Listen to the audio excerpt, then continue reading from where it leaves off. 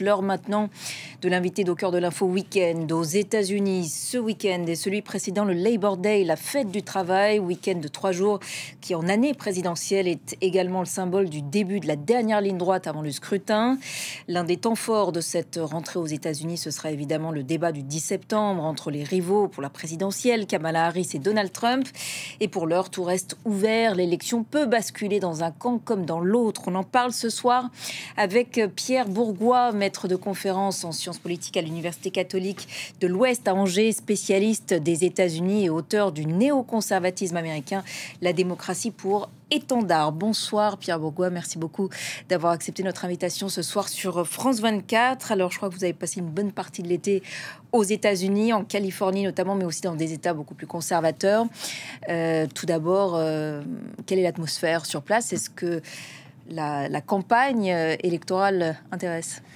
Oui et non, c'est-à-dire que tout dépend des États dans lesquels vous vous situez. C'est assez intéressant de regarder la différence justement entre un État comme la Californie, très très progressiste, évidemment ça dépend où vous allez, mais d'une manière générale très progressiste, et des États plus conservateurs comme l'Utah, le Nevada, même si le Nevada est passé démocrate. C'est intéressant parce qu'on se rend compte que, notamment quand vous parlez à la jeunesse est, semble-t-il, un peu distante de l'élection en Californie. Elle l'est moins, justement, dans les États un peu plus marqués conservateurs, notamment dans l'Utah, où moi-même j'ai eu des conversations assez marquées, parce que j'ai eu plus de mal à avoir en Californie, comme si finalement on avait du mal à rentrer dans cette élection. Je pense que l'opposition entre Trump et Biden avait du mal aussi à catalyser les foules, je pense. Et c'est vrai que le fait que Kamala Harris ait remplacé donc Biden crée un nouvel élan. Et je pense que, en tout cas, dans les prochaines semaines, en Californie notamment, on va commencer à voir cet élan-là. Et votre regard justement sur cette Kamala Harris mania, hein, comme on dit, cette euphorie autour de cette candidature après le retrait de Joe Biden? On peut voir des similitudes avec l'effet Obama qu'on avait donc en 2008. Alors l'enjeu c'est de voir si Kamala Harris va pouvoir surfer sur cette vague. Pour l'instant, et je pense qu'on aura l'occasion d'en parler, pour l'instant, il se trouve que cette vague est relativement formelle. C'est-à-dire que sur le fond, il y a très peu d'éléments pour l'instant concrets sur lesquels on peut s'appuyer. Donc, finalement, elle joue de cette vague, en effet, vous l'avez dit, parce qu'elle est jeune. Maintenant, c'est Donald Trump qui apparaît comme le candidat le plus âgé, et bien plus âgé de la campagne. Et finalement, tous les arguments que lui-même utilisait contre Joe Biden se retournent contre lui. Donc Kamala Harris surfe sur cette vague, mais pour l'instant, on peut dire qu'il manque de substance, et je pense qu'on va en reparler. En tout cas, la convention démocrate qui s'est déroulée du 19 au 22 août, on peut parler de véritable réussite pour elle? Oui, c'est une réussite. Clairement, elle a réussi ce qui était loin d'être gagné. Moi, j'avais des doutes, je me rappelle, il y a encore 2 mois, sur le fait que si Joe Biden se retirait, est-ce que Kamala Harris, ou la personne qui allait remplacer Joe Biden, allait pouvoir rassembler un parti qui commençait un petit peu à se diviser sur Joe Biden. Et là, c'est vrai que c'est une grande réussite. Cette convention a été sur la forme un véritable show. On a eu tout l'establishment démocrate, donc de Bill Clinton, Barack Obama, Hillary Clinton. On a eu des célébrités, même Oprah Winfrey notamment. Clairement, sur la forme, ça a été un véritable succès. Mais j'en reviens toujours à la même chose. Sur le fond, qu'est-ce qu'on en tire? On en tire beaucoup de platitudes, des remarques très superficielles sur il faut sauver l'Amérique. On a finalement fait que attaquer Donald Trump. Très peu d'éléments programmatiques, et surtout, ce qui est assez frappant, c'est que Kamala Harris est au pouvoir. Elle est vice-présidente, et très peu d'éléments justement sur ce bilan, hein, une sorte de retour en arrière sur ces 4 années qui n'ont pas été toujours parfaites. Finalement, rien. Tout est axé sur l'opposition à Donald Trump, sur le fait qu'il faut sauver la démocratie. Des remarques très générales, mais finalement, on est resté un peu sur notre faim, en fait. Son équipe de campagne dit avoir levé 500 millions de dollars de fonds. C'est beaucoup plus que du côté de Trump? Oui, en fait, il y a un petit combat aussi au niveau des chiffres sur ce plan-là. En fait, tout dépend de la période dans laquelle on se situe. Donald Trump, justement, a mis en avant le fait qu'après la convention républicaine, lui aussi avait amassé beaucoup de fonds. Je pense que c'est un élément évidemment très important quand on connaît le fonctionnement de la démocratie américaine, mais un élément finalement qui va maintenant apparaître secondaire dans les 2 derniers mois. Je pense que les 2 derniers mois, il va y avoir, j'espère, une confrontation idéologique, et c'est là-dessus qu'il faudra aller attirer les électeurs. Encore indécis, il en reste beaucoup aux États-Unis. On parle souvent de ces électeurs modérés, républicains ou démocrates modérés. Je pense que la force de Kamala Harris jusqu'à présent, c'est qu'elle arrive, en tout cas peut-être mieux que Joe Biden. Alors c'est peut-être paradoxal puisqu'elle est considérée peut-être comme plus progressiste que Joe Biden, mais elle arrive davantage à aller capter ces électeurs modérés qui commençaient un petit peu à se détourner, certains avaient d'ailleurs été voir Robert Kennedy finalement. Qui s'est donc depuis désisté en faveur de Donald Trump. Il s'est désisté. Je suis pas sûr que ça soit uniquement positif pour Donald Trump. Je pense qu'en fait l'électorat de Robert Kennedy est assez difficilement palpable. Voilà, donc je pense que la force de Kamala Harris, pour l'instant, c'est qu'elle arrive à rassurer tous ces électeurs démocrates plutôt modérés, et je dirais même certains républicains modérés. On a vu qu'elle a mis en scène, notamment lors de la convention de Chicago, certains déçus de Donald Trump. Elle a même ouvertement, dans son interview à CNN, mis en avant le fait qu'elle serait capable, ça nous fait penser un petit peu au gouvernement d'ouverture qu'on avait eu sous Nicolas Sarkozy, capable de nommer un républicain au sein de son administration. On verra, mais en tout cas, elle surfe sur cette vague pour essayer de ramener dans le camp républicain, dans le camp démocrate, ces électeurs qui étaient un petit peu dubitatifs. Il y a une euphorie indéniable autour d'elle, pour autant rien n'est gagné. Non, rien n'est gagné.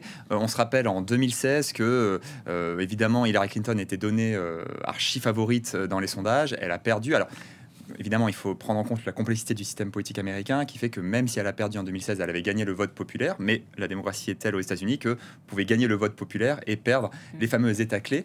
Alors ça va se jouer dans les États clés pivots habituels ou il y en a des nouveaux? Alors, un peu plus que d'habitude, peut-être. On est entre 6 à 9 États clés. Bon, ce qui est intéressant, c'est que des États qui, auparavant, étaient considérés comme acquis pour les républicains, comme le Texas, aujourd'hui, on est dans une marge un peu moins de 5%. Enfin, en tout cas, c'est ce qu'on annonce. Donc, on peut dire que peut-être qu'il y aura un match dans ces États-là.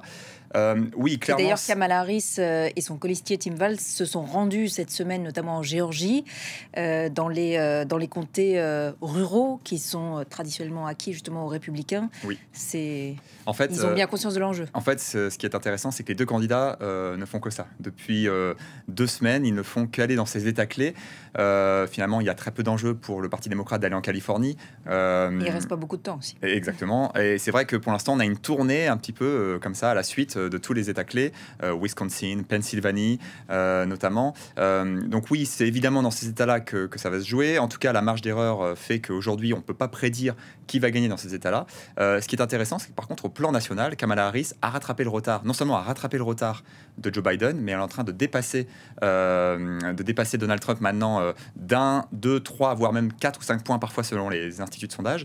Donc là, on commence à être dans une avance relativement confortable. Encore une fois, tout va se jouer dans ces États clés. Mais là où c'est important, et c'est pour ça que je parle du fond, c'est que le fond a un impact, ces États clés. Parce que notamment sur la politique étrangère, et peut-être qu'on va en parler, lorsque Kamala Harris affirme son soutien à Israël, elle fait aussi un pas en avant en montrant sa compassion pour les Palestiniens. Elle a appelé un cessez-le-feu. Évidemment. Mais aussi pourquoi? Parce que dans certains États, notamment le Michigan, vous avez une population musulmane relativement importante qui parfois peut faire pencher la balance dans un système américain, ou encore une fois, où vous pouvez gagner l'ensemble des grands électeurs en gagnant l'État. Vous évoquiez il y a quelques instants sa première interview qui était très attendue sur CNN. Est-ce qu'à l'issue de cette interview, on en sait un peu plus sur justement le fond, son programme? Non. Je vous dis non comme ça parce qu'en fait, on attendait bien plus. Elle a été vraiment sur la défensive pendant cette interview. On peut même parler qu'elle a peur de faire une erreur, on le voit. Elle botte en touche sur la plupart des remarques plus précises. Alors, l'essentiel est là, si vous voulez, sur la ligne directrice. On voit que l'objectif... Par manque de maîtrise des dossiers, selon vous, ou justement pour... poursuivre sur cette vague d'euphorie qu'elle... Je pense que c'est plutôt ça. C'est-à-dire que pour l'instant, tous les voyants sont au vert. Elle a peur de faire la bourde qui pourrait axer la campagne sur autre chose que, pour l'instant, cet élan qu'il apporte. En fait... Si vous regardez la manière dont l'interview est conduite, bon, là, elle est relativement courte et surtout, Kamala Harris reste sur des logiques générales. Donc, en effet, préserver la démocratie de Donald Trump, en fait, qui est une menace pour la démocratie. Elle aborde des thèmes relativement généraux et d'ailleurs, elle fait volte-face sur certains sujets, notamment l'environnement. Elle déclare qu'elle n'est plus contre la fracturation hydraulique. Elle avait dit l'inverse. Exactement, quelques années auparavant. Sur l'immigration aussi, en fait, c'est intéressant parce qu'elle va sur sur les terrains de Donald Trump, là où justement Donald Trump l'attaque.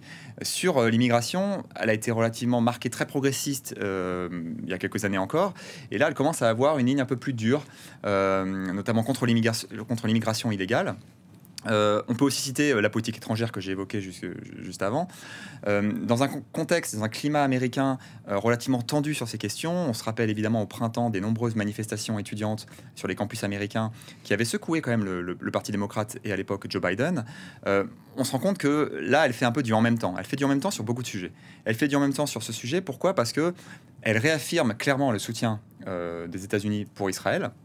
La question lui a été posée, mais dans le même temps, elle proclame aussi le droit des Palestiniens à l'autodétermination, etc. Donc en fait, ce que vous disiez, quoi, elle se pose en rassembleuse, contrairement à exactement, Donald Trump. exactement, mais on peut lui reprocher finalement le manque de positionnement clair.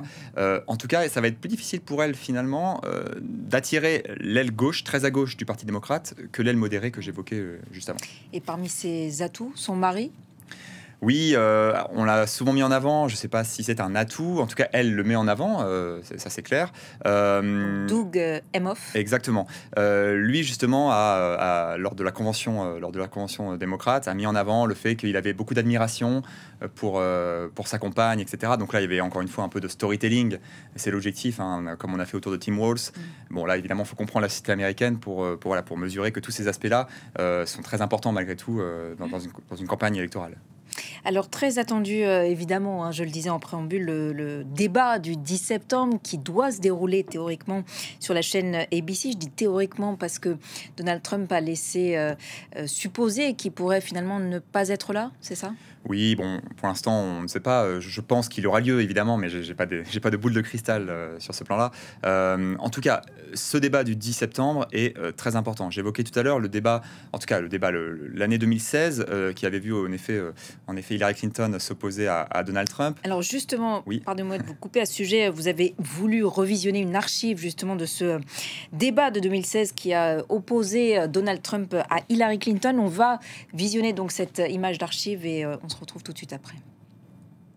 If I win, I am going to instruct my Attorney General to get a special prosecutor to look into your situation because there has never been so many lies, so much deception. It is, it's just awfully good that someone with the temperament of Donald Trump is not in charge of the law in our country. Yeah, because you'd be in jail. Secretary Clinton. Voilà, vous seriez en prison. Pourquoi avoir pensé à cette séquence dans le cadre de notre conversation du jour ? Parce qu'à l'époque, justement, Donald Trump était vraiment loin d'être favori dans les sondages. Il s'était révélé déjà lors des primaires républicaines, notamment face au candidat Bush. Et c'est vrai que lors de ce débat-là, on a vu une agressivité qu'on avait peut-être rarement vue, jamais vue même, on peut le dire, lors d'un débat pour la présidentielle américaine. Et j'ai voulu mettre cette vidéo parce que ce débat-là est extrêmement important pour les deux candidats, mais je dirais même peut-être plus pour Kamala Harris. Kamala Harris va être évidemment attaquée sur son bilan, et c'est ce que Donald Trump va essayer de faire. Je pense que Donald Trump, en tout cas, c'est une prédiction, on va essayer d'être peut-être moins agressif, essayer de surprendre en étant lui aussi rassembleur, et va essayer d'attaquer sur le fond. Et j'ai voulu mettre cette vidéo pour justement souligner l'importance de ce débat-là. Ce débat va obliger Kamala Harris à se dévoiler sur le fond, ce qu'elle semble ne pas aimer faire. En tout cas, jusqu'à présent, c'est ce qu'elle donne. Donald Trump non plus en même temps. Donald Trump non plus, mais Donald Trump est dans une position confortable, puisque pour l'instant, il n'a pas de bilan direct à défendre. Il a un bilan plus lointain.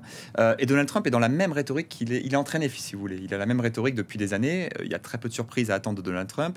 Il va attaquer fort. Alors, je dis sur le fond, mais aussi sur la forme. Il va évidemment probablement attaquer personnellement Kamala Harris. On a évidemment cette déclaration sur le fait que Kamala Harris avait en fait utilisé ses origines noires à des fins électorales, etc. Ce que Kamala Harris d'ailleurs a... Ce qu'elle fait pas. Elle ne fait pas, et en plus elle a botté en touche, elle n'a pas voulu rentrer dans ce jeu-là.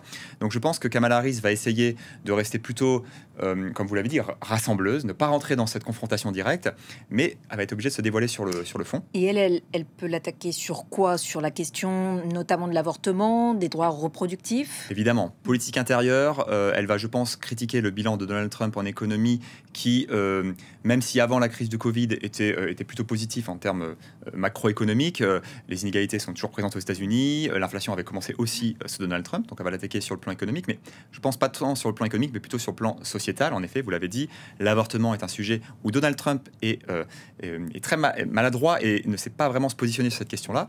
Donc c'est un sujet qui est très clivant, qui est très risqué pour lui, peut-être plus que pour elle. Elle a donc une position il a intérêt à faire profil bas. Exactement, et elle va l'attaquer là-dessus. Et je pense qu'elle attaquera aussi sur sa vision de la politique étrangère dans son discours de Chicago, de la Convention démocrate de Chicago. Elle a mis en avant le fait que Trump est un ami des dictateurs et qu'il ne soutient pas les démocraties, ce qui est vrai, qu'il a une vision finalement très... alors certains utilisent le terme d'isolationnisme, moi j'utilise le terme de jacksonisme, c'est cette idée que Donald Trump a une vision très étroite des intérêts américains et n'a pas pour ambition claire d'aller promouvoir la démocratie à l'international. Alors justement, c'est quoi la vision internationale du rôle que doivent assumer les États-Unis à l'étranger de chacun de ces candidats? On a une vraie opposition, en tout cas une opposition théorique. Pourquoi? Vous avez deux conceptions radicalement différentes du monde. Donald Trump, comme je l'ai dit, a une vision qui est que, relativement étroite des intérêts nationaux, les États-Unis doivent avant tout préserver leurs intérêts nationaux, d'une manière générale, et éviter d'aller dépenser des milliards pour promouvoir la démocratie, les valeurs libérales à l'international. Donald Trump a toujours mis en avant sa volonté de retrait des États-Unis des affaires du monde, en tout cas sur le plan militaire, hein, c'est-à-dire de se désengager du Moyen-Orient, le désengagement vis-à-vis du soutien à l'Ukraine, du soutien à l'OTAN. En tout cas, il met toujours en avant le fait que les États-Unis payent pour la défense et la sécurité des autres pays d'Europe. Donc il a une vision plutôt axée sur les intérêts américains d'abord, il le dit toujours en avant, il le met toujours en avant. Je défends les intérêts du peuple américain. Voilà. Ça, c'est la vision globale. Pour Kamala Harris, elle est sur une ligne plutôt proche de celle de Biden sur ce plan-là, qui est de dire une ligne plutôt libérale, en tout cas un mélange entre libéralisme et réalisme en relations internationales, qui veut dire que les valeurs comptent, toujours liées à des intérêts nationaux, les valeurs comptent, et il faut utiliser les organisations internationales, le dialogue avec notamment l'Europe, avec les pays européens, pour faire avancer les intérêts de la démocratie, des valeurs libérales, de l'environnement, etc. Et ça, c'est sur le plan théorique. Parce que sur le plan pratique, on se rend compte, en tout cas, dans un cadre plutôt global, que la politique étrangère de Joe Biden a souvent été une continuité dans les faits de la politique de Donald Trump. C'est Joe Biden qui se retire d'Afghanistan. Et Kamala Harris est sa vice-présidente. Il se retire d'Afghanistan, non pas avec regret, donc il poursuit la décision de Donald Trump, mais parce que lui aussi voulait se retirer d'Afghanistan, parce que peut-être les États-Unis n'ont plus cette force qu'ils avaient à l'époque de George W. Bush notamment. Et donc, dans les deux cas, on a quand même une Amérique déclinante sur le plan international, un pouvoir américain qui a du mal à se faire entendre, du mal à se faire respecter. On le voit dans la crise justement en Ukraine et dans celle au Proche-Orient. Donc, il faudra voir. En tout cas, sur le plan rhétorique, il y a une vraie différence et je pense que Kamala Harris mettra en avant ça dans le débat. Merci beaucoup Pierre Bourgois d'avoir répondu à nos questions ce soir. C'est donc la fin de cet entretien à retrouver sur notre site internet et nos réseaux sociaux. Restez avec nous sur France 24. Au cœur de l'info week-end se poursuit dans quelques minutes.